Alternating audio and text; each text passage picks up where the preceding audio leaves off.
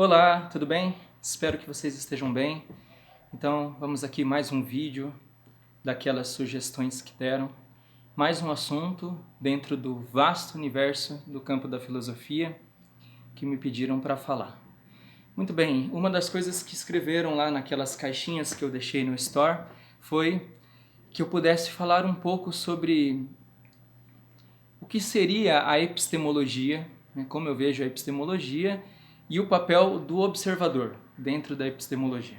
Bem, para a gente entender primeiro o que é a epistemologia, nós precisamos primeiro entender o que significa essa palavra, epistemologia. Episteme é uma palavra em grego que se traduz por ciência. Em um primeiro momento, ela é chamada como ciência, mas ela pode ser usada como sinônimo à palavra conhecimento. Muito bem, essa palavra, a partir dela, a gente consegue entender todo o conceito, né? Epistemologia, ou seja, o estudo da ciência ou o estudo do conhecimento, como é mais conhecido, né? Então, é o estudo do conhecimento humano. Então, estudar o próprio conhecimento é o que é a epistemologia. O que acontece? A filosofia, ela é epistemologia por excelência. Porque a filosofia, ela estuda o próprio estudar, ela estuda o próprio pensamento e o seu desenvolvimento dentro do caminho do conhecimento humano, dentro dessa realidade das ciências humanas, né? O que acontece? Na filosofia antiga, no período antigo, Aristóteles, que foi um grande filósofo, ele vai dizer, naquele momento, e isso vai servir para a grande tradição filosófica, até o período da modernidade e que chega até nós. Para Aristóteles, para o conhecimento ser verdadeiro, esse conhecimento ele tem que ser universal e necessário. Então, para você garantir a validade de tal conhecimento, esse conhecimento tem que ser universal e necessário. Um exemplo disso é a sentença "o triângulo tem 3 lados". Essa sentença é verdadeira por quê? Porque ela é universal e necessária. Universal porque todos os triângulos têm 3 lados. E necessária porque é necessário que o triângulo tenha 3 lados, senão ele não é um triângulo. Então, esse conhecimento, essa sentença, é a sentença de um conhecimento universal e necessário, portanto, de um conhecimento verdadeiro. A partir disso, vai ter todo o desenvolvimento de como nós conhecemos o caminho do conhecimento humano, né? De como o ser humano conhece. Quando chega na modernidade, isso vai ganhar um outro nome, que é a teoria do conhecimento, ou seja, como o ser humano conhece a partir do que e como isso se desenvolve dentro do seu intelecto ou da sua consciência. Isso, dentro do campo da teoria do conhecimento, que é uma disciplina da filosofia, nós temos 2 lados. Um, que é o observador, né, ou o sujeito, usaram a palavra observador, e o outro é o objeto.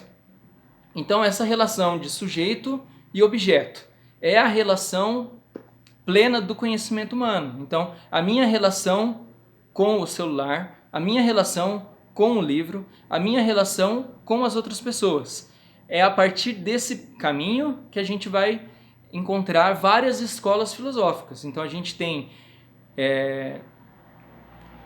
os idealistas, nós temos os racionalistas, nós temos os empiristas. Então, alguns vão dizer, olha, o conhecimento acontece como Platão, porque o conhecimento ele é inato, nós nascemos com o conhecimento e a partir do processo de conhecimento, que é o processo da reminiscência, eu vou relembrando de algo que já está dentro de mim.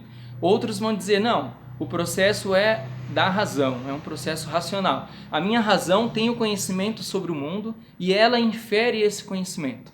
Outros vão dizer, os empiristas, não, a minha razão, a minha cabeça, a minha consciência não tem nada.